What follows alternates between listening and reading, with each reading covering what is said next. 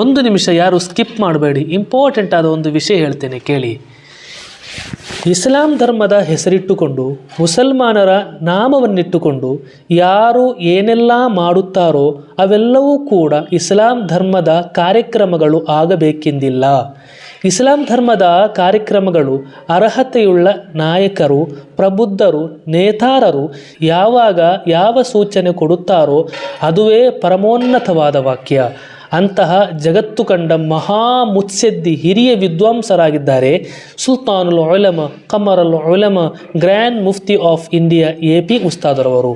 ಇವರು ಇಸ್ಲಾಂ ಧರ್ಮದ ಗ್ರೇಟ್ ಸ್ಕಾಲರ್ ಆಗಿದ್ದಾರೆ. ಇವರ ಮಾತಿನಿಂದ ಒಬ್ಬನೇ ಒಬ್ಬನ ಮನಸ್ಸು ನೊಂದಿಲ್ಲ. ಇನ್ನೊಮ್ಮೆ ಕೇಳಿ, ಇವರ ಮಾತಿನಿಂದ ಒಬ್ಬನೇ ಒಬ್ಬನ ಮನಸ್ಸು ನೊಂದಿಲ್ಲ.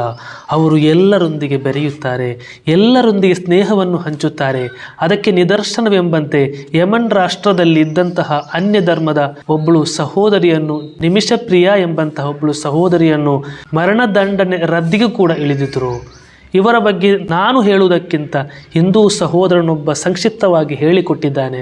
ನೀವೊಮ್ಮೆ ಎಲ್ಲರೂ ಕೂಡ ಸಂಪೂರ್ಣವಾಗಿ ವೀಕ್ಷಣೆ ಮಾಡಿ, ನಿಮಗೆ ಇಸ್ಲಾಂ ಧರ್ಮದ ಬಗ್ಗೆ, ಇಸ್ಲಾಂ ಧರ್ಮದ ಕಾರ್ಯಕ್ರಮಗಳ ಬಗ್ಗೆ ನಿಮಗೆ ಅರ್ಥವಾಗಬಹುದು.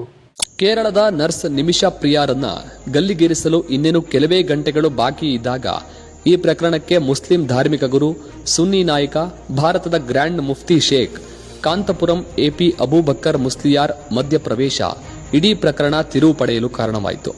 ಜುಲೈ 16ರಂದು ಜಾರಿಯಾಗಬೇಕಿದ್ದ ಗಲ್ಲು ಶಿಕ್ಷೆ ಮುಂದೂಡಿಕೆಯಾಯಿತು. ಹಾಗಿದ್ರೆ ಯಾರು ಈ ಶೇಖ್ ಅಬೂಬಕ್ಕರ್ ಎನ್ನುವ ಪ್ರಶ್ನೆಗೆ ಉತ್ತರ, ಶೇಖ್ ಅಬೂಬಕ್ಕರ್ ಅಹ್ಮದ್ ಎಂದು ಕರೆಯಲ್ಪಡುವ ಕಾಂತಪುರಂನ AP ಅಬೂಬಕ್ಕರ್ ಮುಸ್ಲಿಯಾರ್ ಅವರು ಹುಟ್ಟಿದ್ದು 1931ರ ಮಾರ್ಚ್ 22 ಬ್ರಿಟಿಷ್ ಭಾರತದ ಮದ್ರಾಸ್ ಪ್ರಾಂತ್ಯದ ಮಲಬಾರ್ ಜಿಲ್ಲೆಯ ಕಾಂತಪುರಂ ಎಂಬಲ್ಲಿ. 94 ವರ್ಷದ ಅವರು ಈಗ ಭಾರತದ ಗ್ರ್ಯಾಂಡ್ ಮುಫ್ತಿಯೂ ಹೌದು.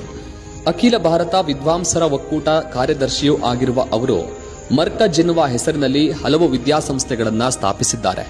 ಕಲ್ಲಿಕೋಟೆಯಲ್ಲಿರುವ ಮರ್ಕಜ್ ನಾಲೆಡ್ಜ್ ಸಿಟಿ ವಿದ್ಯಾಭ್ಯಾಸ ಕ್ಷೇತ್ರಕ್ಕೆ ಅವರ ಅನನ್ಯ ಕೊಡುಗೆಗಳಲ್ಲಿ ಒಂದು.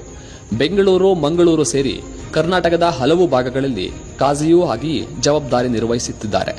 ಹಲವು ರಾಷ್ಟ್ರೀಯ ಹಾಗೂ ಅಂತಾರಾಷ್ಟ್ರೀಯ ಶಾಂತಿ ಸ್ಥಾಪನಾ ಸಮಾರಂಭಗಳಲ್ಲಿ ಭಾಗವಹಿಸಿರುವ ಇವರು ಶೇಖ್ ಜಾಯಿದ್ ಅಂತಾರಾಷ್ಟ್ರೀಯ ಶಾಂತಿ ಸಮಾವೇಶದ ಅಧ್ಯಕ್ಷರೂ ಹೌದು. ಅಲ್ಲದೆ ಐಸಿಸ್ ಉಗ್ರ ಸಂಘಟನೆಯ ವಿರುದ್ಧ ಫತ್ವಾ ಹೊರಡಿಸಿದ ಮೊದಲ ಧಾರ್ಮಿಕ ವಿದ್ವಾಂಸ ಎನ್ನುವ ಹೆಗ್ಗಳಿಕೆ ಅಬೂಬಕ್ಕರ್ ಅವರದು.